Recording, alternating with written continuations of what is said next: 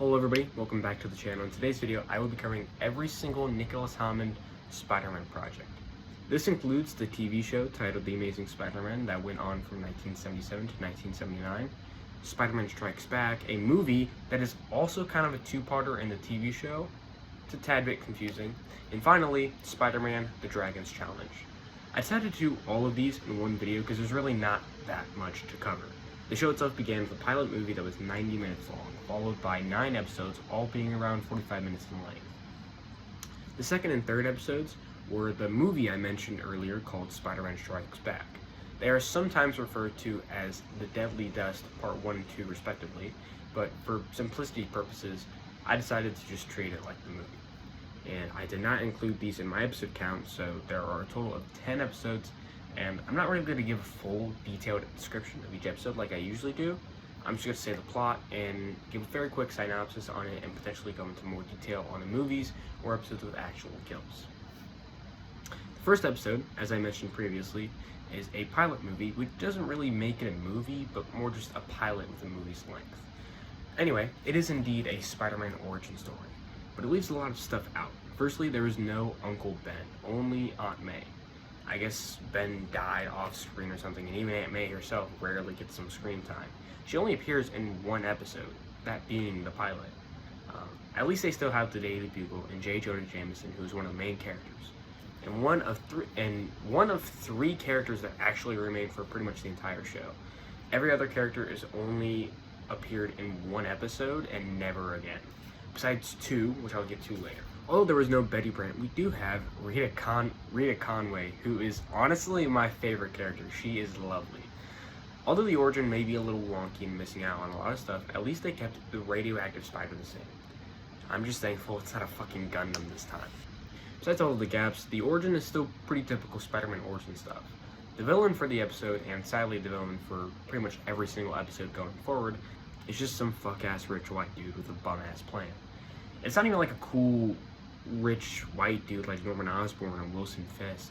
There are quite literally no recurring villains from the comics in this show.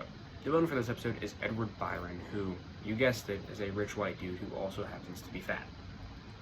Our boy Edward runs kind of like a motivational speaker group where he tells people how to fix all their problems. You even get a cool little pin along with the motivational words. However, although being very stylish, the pin does make you kill yourself, or at least try to. Nobody actually kills themselves. In fact, spoiler alert, nobody dies in this episode. Sorry to bust your balls, but nobody dies. Although Aunt May, and only Aunt May, being Peter's guardian, implies that both Uncle Ben and Peter's parents are both dead, it is never mentioned, so I won't be putting them on the count. Edward primarily uses his mind control pins to make people rob banks. However, Edward does make a ransom to the city of New York that if the city does not pay him a sum of $10 million, then he will force 10 New Yorkers to kill themselves. Peter ends up almost being one of these 10 unlucky New Yorkers when he goes to a meeting with Judy Tyler, after Judy's dad almost kills himself from being mind-controlled. And a consistent theme throughout every single episode of the first season is there is always a new girl Peter rizzes up. And the one this episode is Judy Tyler. Well, like I said previously, nobody dies in this episode, so there is no one to put on the count. Our count is 0. The second episode is titled The Curse of Rava. It follows a new statue being brought to the museum at the university where Peter goes to, and it's an ancient god from Khalistan called Rava. And one of the professors there is, like, very weirdly into the statue. Apparently there is some religion following this super important Rava guy, and Mandak is one of them. I looked up Rava to see if it was a real god, and at first I got a type of rice, but after further research, he is not a real god. Anyway, during a meeting with Jameson, Professor Rusk, and Mandak, I don't know how the fuck you say his name, Mandak? I'm gonna call him Mandak. Mandak starts chanting Rava's name, and shit starts flying around the room, and the statue itself flies into Professor Rusk, knocking him unconscious. He doesn't die. Yet again, there are no deaths in this episode, only knocked out people. Anyway, when the cops come and check the scene, they decide to arrest Jameson for attempted murder. However, he's not in a cell for long, being released after Captain Barbera calls the DA. Actually, Captain Barbera is a pretty recurring character in Season 1, appearing in 6 of the 6 episodes. However, he never shows up again in Season 2. Anyway, Spider-Man stops him and all is fine and dandy. Also, the girl that Peter rizzes up this episode is Trina Pandit, who's just some random on campus. Like the last episode, nobody dies, so our count is still 0. The third episode is titled The Clone Wars. Night of the Clones. Dr. Moon is unveiling his research on cloning in a science exhibit that day, and Peter is sent to go write a story about it for the Bugle. However, it seems like Dr. Moon has already done some testing because now there are 2 Dr. Moons. One of them, though, just blew up a fucking elevator, killing 2 members of the Tobalt Award Selection Committee. It seems as though one of the side effects of the cloning process is the clone that pops out is evil. I think it's important to note that the wiki says that the 2 members are not dead, but there's no fucking way they're surviving that drop. I'm putting them on the count. While Peter is speaking with Dr. Moon, his spider sense goes off and warns him that Dr. Moon's clone was the one who rigged the elevator, and that he's evil. Dr. Moon calls Lisa to his hotel room and Spider-Man follows, stopping Dr. Moon's clone before he can do anything to Lisa. During the confrontation, a pool of blood is left at the scene, and Dr. Moon's clone takes it and makes a clone of Spider-Man, and even ends up finding out that Spider-Man is Peter Parker. Anyway, they make a plan to take out Spider-Man, and it fails miserably. Peter's clone ends up swinging into an electrical box, accidentally killing himself, and Dr. Moon ends up dying of old age. Apparently, one of the other side effects of the cloning process is the clone ages at a rapid pace. This episode actually has kills. The total number of kills this episode was 4, and the total for the entire series so far is also 4. Oh, and the baddie Peter rizzed up this episode was Lisa Benson, who I believe was a contestant in the contest. And also, I forgot to include this in the original script, there is one more kill this episode, that being Max Parker, who was the uncle of Peter Parker and husband of May Parker, who died sometime before Peter became Spider-Man.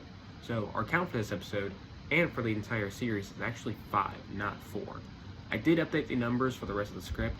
Everything from now on is final and exact.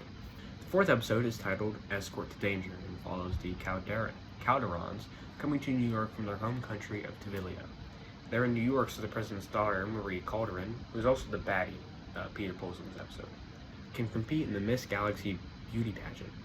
Peter ends up being assigned as Marie's escort. During Calderon's arrival at the airport, a man is kidnapped, and Peter attempts to stop it, but fails. Later, a woman named Lisa Alvarez meets with the kidnappers of the man from the airport and orders them to target Maria Calderon. Peter takes Marie to a disco, which I guess is one of the duties of an escort. You take the girl out on a couple of dates and just, spend time with them, I guess. Maria uses the bathroom, and Lisa Alvarez conveniently walks in just in time to take Marie away through the bathroom window. Lisa Alvarez visits President Calderon to talk business. Lisa Alvarez makes the deal of handing over Maria to the president. In return, the president will publicly resign his presidency and he'll hand over the position to Lisa. Lisa has the plan to return Tavalia to a place of dictatorship. During the negotiation, Lisa mentions her brother, Alvarez, who apparently died under the presidency of the current president. This is her motive as to why she wants to be president. I guess the current one is doing too shitty of a job. Peter goes to visit President Calderon as Spider-Man to try and aid in the search for Maria. The president tells him that the assassin that kidnapped Marie is named Matsu, who I guess is pretty infamous in Tavalia. Spider-Man follows Lisa and Matsu back to their lair, and when they arrive, gets caught, knocked out, and tied up with Maria. Lisa orders Matsu to take Spider-Man and the other hostages to a pier to throw them in the water. Meanwhile, Lisa goes to the pageant to accept the president's kind offer of presidency. At the pier, Spider-Man breaks free of his restraints, throwing Matsu into the water, and freeing the other hostages as well. At the end of the episode, the police had no sight of Matsu during the investigation. I'm not counting him as dead, because he's supposed to be a master assassin, and I doubt he would die from that. Even one of the cops threw that idea into the air. During the Miss Galaxy pageant, the president is beginning his resignation speech and is about to give up the presidency to Lisa before Spider-Man swoops in Maria, and arrests Lisa. Maria and Peter go on another date as her escort. In total, there was 1 death in the 4th episode. This is also the final episode in Season 1, meaning Season 1 had 6 kills in total. Sorry about that, guys. I ran out of storage on my phone, so now I'm moving to this, which will probably be the case for the rest of my videos. I don't know how to get storage on my phone. It's complicated.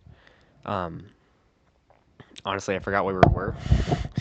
But with Season 1 done, we are now moving on to Season 2, beginning with the Captive Tower. And in Season 2, we have a new supporting character that actually shows up in more than one episode. Last season, we had the police captain, Captain Barbera, and this season, we have Julie Masters. Julie is Peter's love interest, meaning that he is no longer raising up a new baddie each episode. Julie also works at a rival newspaper company. That's honest to God, the only parts of her character. Anyway, the first episode follows the grand opening of a hot new skyscraper that is a bunch of really advanced tech. And, of course, Peter is there on behalf of the Daily Bugle to get some photos of the event. However, some other unwanted guests are some terrorists who demand that the city pay a sum of $10 million to him and his team, then he will start killing hostages inside the tower. If they don't, obviously. They set up some explosives on the roof and then call the police and tell them to send a helicopter. I didn't realize you could make special requests like that when calling the police, but anyway. Spider-Man gets to the roof right before the police helicopter lands and signals to them that there are bombs and not to land.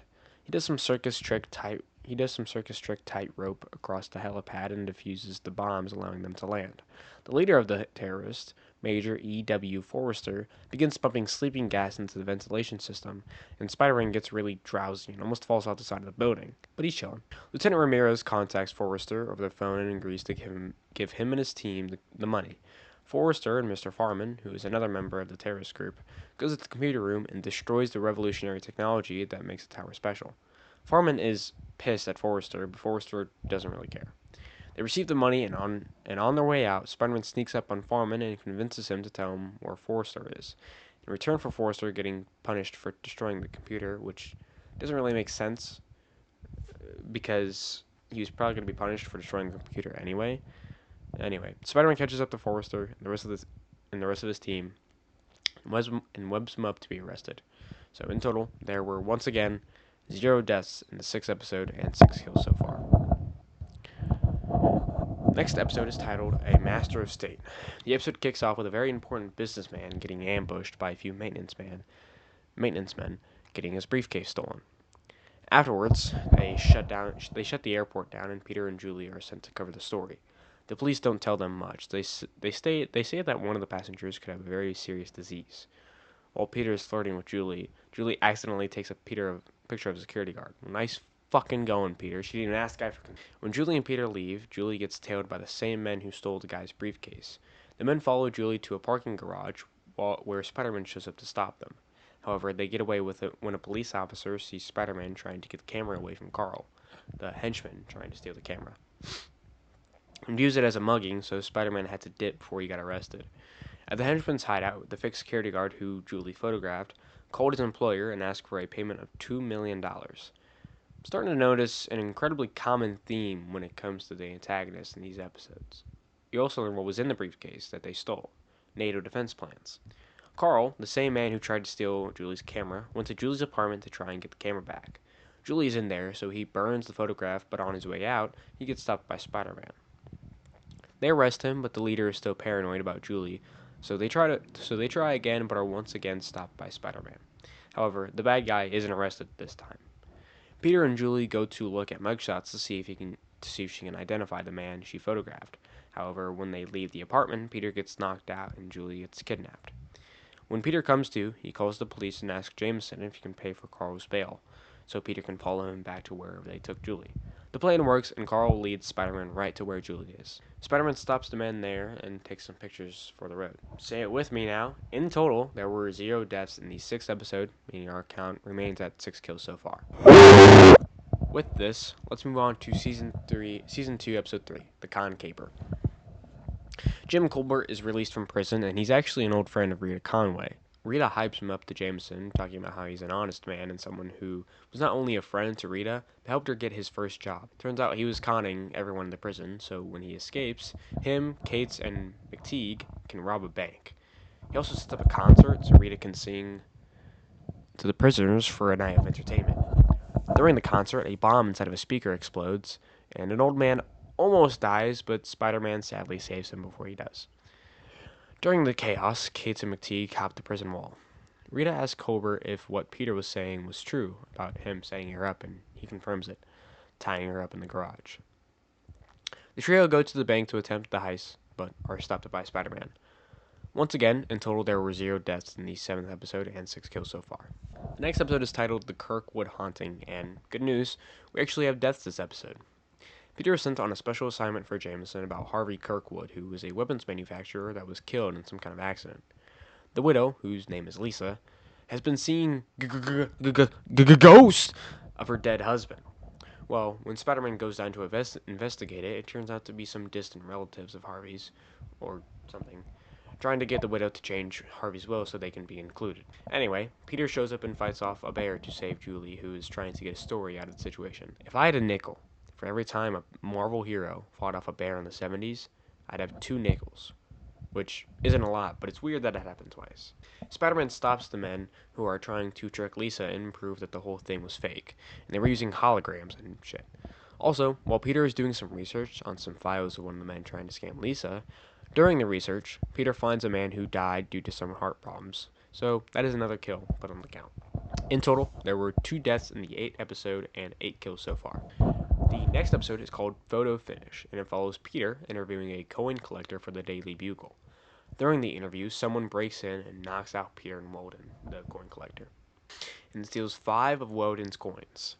Whoever stole the coins made Peter and Weldon turn their heads around so they couldn't see them, so they don't have any idea who stole the coins. Lucky for Peter, though, a photo was taken on his camera of the room. And after looking at the photo, he can't see the face because it is obscured by the gun, but he can deduce that it's a woman. However, Peter doesn't remember taking the photo. In fact, he's confident he didn't. Well, either way, the prime suspect is Benita. I think that's her name, who is Weldon's ex-wife. When Spider-Man visits Benita, Benita gives a convincing enough story to make Peter be confident it wasn't her either. During court, Peter doesn't tell the cops who his source is for Benita not being the burglar, so he's thrown in a jail cell. Well, it turns out that Weldon Gray was the one who stole his own coins, if that makes sense. Weldon Gray hired both Cork and Wiley, I don't have their last names, to steal his coins, framing his ex-wife. Why did he frame his wife? I have no fucking clue. I guess he just hates her. Anyway, with the help of Julie and Rita, Peter gets out of the jail cell and stops Weldon, Cork, and Wiley as Spider-Man. How did Julie and Rita clear Peter's name? Well, they made up a fake story that the coins Weldon had were counterfeit, meaning that the cops, for some reason, dropped the Benita case. It's still robbery. Just because you steal the money a bank robber robbed from a bank doesn't mean it's not legal. Well, just doesn't mean that it's not illegal. In total, there were 0 deaths in the 9th episode and 8 kills so far. The next episode and final episode of the series is called Wolfpack. It follows Dave, a poor grad student who has accidentally developed a mind control gas. Originally, Dave was planning on making some sort of medicine that was going to be revolutionary for the medical field. But when Rita got the formula wrong and they dumped it to make a new batch, the gas they produced made them obey the every command of a man named George Hansen, who was a Sorensen chemical representative that I guess was coming to approve whatever formula Dave was making. Anyway, after figuring out that George could make anyone do whatever he says, using the gas, he starts taking control of anyone and everyone and making them commit crimes. Most of the episode is trying to clear the names of Rita, Dave, and some other assistant. I don't think they say his name. George had hypnotized them and attempted to steal a $2 million Gutenberg Bible. George might be stupid, though, because every single one of his attempts to try and steal something fail pretty miserably. His big, elaborate plan is to steal the files of the company he used to work at. I believe it's the files of the company's finances. I'm not sure.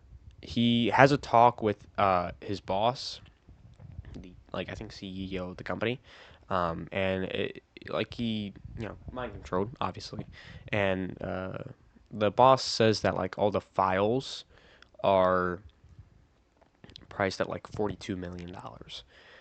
So he basically just tries to steal those, and he's got to like, I think he's taken them to Europe or from Europe, one of the two. I'm not sure, but essentially he just like he's trying to steal the files of Sorensen Chemicals.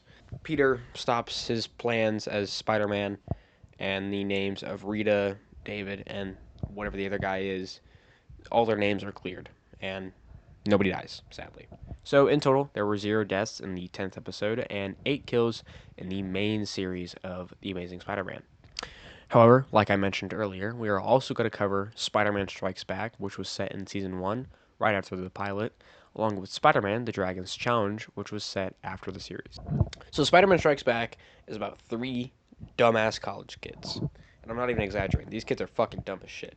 So, um, uh, Peter is in his college class, and his professor, Dr. Baylor, is doing a lesson on plutonium.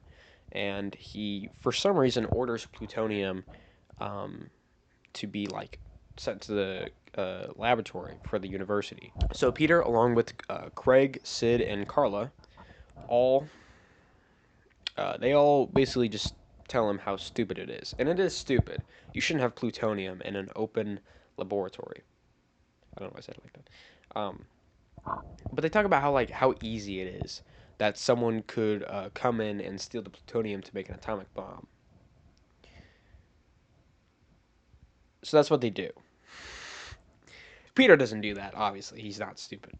Um, but the 3 dumbass college kids, Craig, Sid, and Carla, all steal the plutonium from the lab and make an atomic bomb. And that's kind of the first. That's kind of the plot of the first half of the episode, trying to track down Craig, Sid, and Carla and stop them from making a bomb. Um, and I mean it fails. Craig, Sid, and Carla are successful in making the bomb, and yeah. But there's a second antagonist called Mr. White who learns about the plutonium in the university and well tries to steal it to make a bomb. And lucky for him, he's got his work cut out for him. Anyway, so like halfway through the episode or the movie, I mean, halfway through the movie, um, Carla, the girl of the group, gets radiation burns and like passes out. So they leave. They leave the atomic bomb just in the fucking apartment. Just like why? Not even in like a secure case or anything. Not like a vault. Just in the fucking in the apartment, and it's just sitting there. And believe it or not, Mr. White, some of his men, steal the fucking atomic bomb and take it to L.A., where they plan on blowing up the building where the President of the United States is giving a speech. But they're stopped, of course, by Spider-Man. So yeah, Spider-Man stops him, and they don't blow up the building. And something else I should mention is there like I said, this was set before season 2. So this was when Peter was still risen up a baddie every episode. And the baddie that Peter rises up this episode is called Gail Hoffman, who is a reporter for the Weekly Entertainer that was sent to New York to get an interview with Spider-Man. And she was mainly sent to spend a little time with Peter Parker, who at the time was the person who had gotten the closest to Spider-Man, more than anyone else. And that's kind of what she does. She's just around Peter, and she gets dragged into this whole atomic bomb mess. And yeah, she's kind of just there. At one point, she gets kidnapped by Mr. White, and like Mr. White like forces her into a bikini. And I gotta say, out of all the baddies that Peter raises up, she's probably the baddest of them all. I'm just saying it. She's pretty bad. But that's not important. Um, Overall, there was still no deaths in this episode. Nobody died. So in total, there are 0 kills in Spider-Man Strikes Back. Moving on to the Dragon's Challenge. Min Lo Chan, who is the Minister of Industrial Development in China, heads down to New York to see not only his niece, Emily Chan, but he's also asking his old college friend, J. Jonah Jameson, for a favor. To see, in World War II, Min Lo Chan was a spy for the Chinese government. And one day, when he was in America, 3 Marines asked if he would give them information of a payload for $10,000. Min Lo Chan obviously um, refused. And this is where I get a little foggy. Because, like, first off, he's accused of killing a Chinese school teacher, which is kill number 1. Chinese school teacher, who was killed by, I'll get to that later. Spoiler alert, Min Lo Chan did not actually kill the school teacher. But he's also accused of stealing the $10,000, which I don't know if I don't know where the $10,000 came from. Maybe it was like, I don't know where they got the $10,000 from. I don't know where this $10,000 came from. I thought it was the 3 Marines all like pitched in and was gonna give Min Lo Chan $10,000 if they told him about a payload of weapons. I probably should have specified. The payload itself is not $10,000. Maybe it is. Either way, Min Lo Chan is accused of stealing $10,000 along with the death of a Chinese school teacher, and they never say his name. So that's the essential plot of the first half of the movie. Peter, Rita, and Julie are all trying to track down the 3 Marines, and they all each get 1 Marine. Rita, Peter took Jonathan Fleming, who is a college professor teaching Far East history. He's alive and well, and becomes important later on, but I'll get to him later. Rita took Luce Temple, and for the first half of the script that I wrote, I thought he was called Luce Temple, but he's called Lou Stemple. Like, I thought it was so weird. I thought it was so weird that he was called Luce, that his first name was Luce. It's a weird name. Luce? It's a weird name. But no, he's called Lou. His last name is Stemple, not Temple. But Lou was killed in a industrial accident about 3 years ago in Cleveland. He also becomes important. And Julie took Martin Fulmer, who is in intensive care in a veterans hospital in Florida, and he's out of commission, meaning that the only one that can testify on Min Lo's behalf is Jonathan Fleming, who's currently going under the fake name of Roderick Dent. During Peter's first confrontation with John, he bolted at the mention of Min Lo Chan in the events in World War II. It turns out that Lou Stemple was the one who stole the $10,000 and killed the Chinese school teacher. And Jonathan Fleming, who is going under the name, I already said that. It turns out that Jonathan Fleming was framed for the killing of the Chinese school teacher and the stealing of the $10,000. Framed by the man he once called a friend, Lou. And before Lou died, he sent Jonathan a confession letter. And that's kind of what the second half of the movie is. They go to China and they, try to clear Min Lo Chan's name. But before we get into that, some important things to note is the antagonist of the episode. The antagonist of this episode is Mr. Zyder, who is a, believe it or not, greedy businessman. who was trying to build a steel mill in China, but I guess he wasn't approved by Minlo Chan, who was the Minister of Industrial Development for China. So he is now trying to kill Minlo Chan, or at least put him in prison, so they can nominate a new Minister of Industrial Development. Um, and yeah, so the entire time, a bunch of Mr. Zyder's men are attempting to stop Peter and Minlo Chan from. It's kind of like a race. It's a race trying to track down the three Marines. And yeah, but but during the first half, when they're trying to find the three Marines before they find Jonathan Fleming, a break-in happens in Minlo Chan's apartment, and he has a heart attack. It's not fatal; he survives, sadly. Um, but but they fake his death in the hospital. Well, so okay. So they transport him to a new hospital and like fake his death. They put out a newspaper saying Minlo Chan dead, but Mr. Zyder doesn't fall for it. And this is kind of where the plot holes come in because I feel like first off, if you're accused of killing a Chinese school teacher and stealing $10,000, you're probably going to be demoted from your title of Minister of Industrial Development automatically. So I feel like that problem's gone.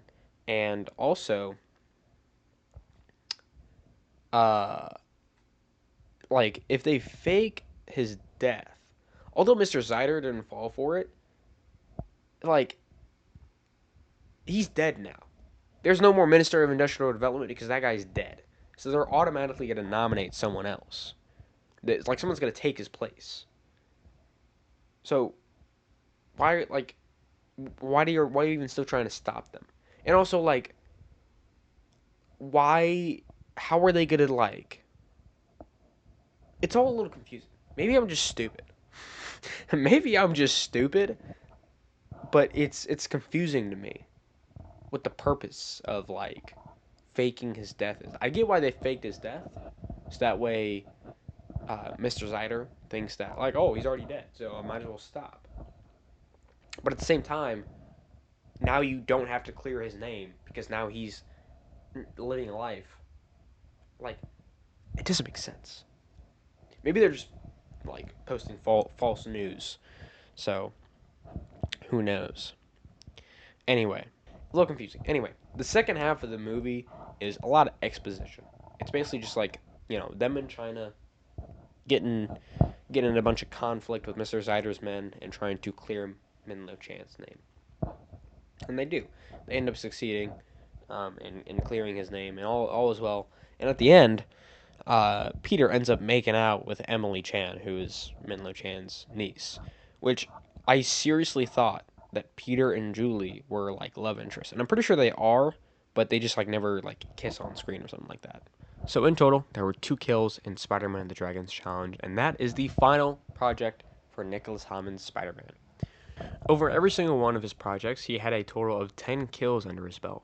7 in The Amazing Spider-Man, 0 in Spider-Man Strikes Back, and 2 in Spider-Man the Dragons Challenge. And yeah, that's it.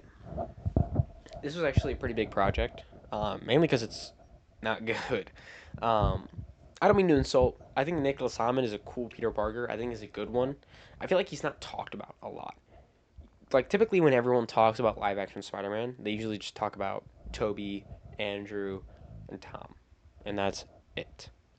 But Nicholas Hammond did a pretty good job as Peter Parker. He was pretty freaking good.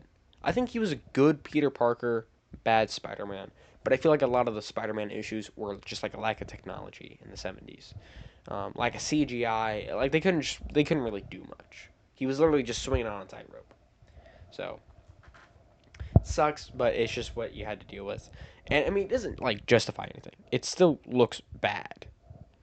Like yeah, although it's the best they could do, it still doesn't look good. And the show overall is very slow, and like there's not a lot of like genuine character growth. Like a lot of the characters don't really change from each episode. Obviously, like there's big changes, like Peter gaining his fucking powers and some other stuff. I mean, there's mentions like in Spider-Man: The Dragon's Challenge. He's talking it through with Julie about the case, and Julie's like, "Come on, we've been through a lot together." So like there's like it's obvious that like there's obvious mention, but I don't feel like the characters change from the experiences a lot. You know, there's not a lot of character growth and development. It's like each new episode is just a new Peter Parker, with some of the old memories, if you catch my drift. Um, and the villains also suck. The villains also suck. A lot of them are just again rich, old, evil white men who want money, who want more money, you know, and are also mostly terrorists. Um, it's a little boring. It's a little stale, and that's like a main theme with a lot of the old projects. Like I mentioned earlier, I'm going through the Incredible Hulk, and a lot of villains for that show are just like basic fucking criminals. You know, I think um later on there is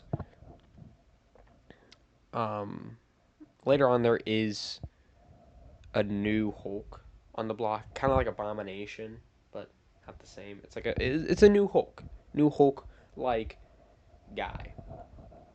But for right now, it's just a bunch of regular fucking criminals. Um, this is not about the Incredible Hulk. But either way, I'm kind of tired of that like trope. It was present in a lot of the '70s projects that kind of died out as technology became more and more advanced and a lot better. So I'm glad. I'm glad that didn't stick. So yeah.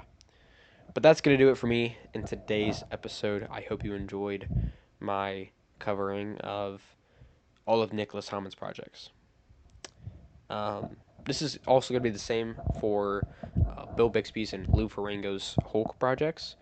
He had a pretty big TV show, and he also had 3 movies along with it: Return of the Incredible Hulk, Trial of the Incredible Hulk, and then the Death of the Incredible Hulk. And I will also be covering those in one episode. But it's gonna be a while. It's gonna take a long time to cover to finish those. It's a big project. It's 44 episodes, 45 minutes each. Long ass fucking episodes, I tell you what. But yeah, as I said previously, I'm gonna lock the fuck in this summer. Okay, there's gonna be a lot of kill counts. There's gonna be a couple gaming videos that I have planned that I am gonna work on. But yeah, Thank you guys so much for watching. I hope you enjoyed. If you enjoyed this video in particular, please consider leaving a like on it. It would really support my channel. I really appreciate it. If you enjoy all my videos as a whole and you find yourself coming back on the regular, please consider subscribing. It would help my channel out a lot, and I would really appreciate it. But that's gonna do it for me today. Hope you enjoyed. Peace.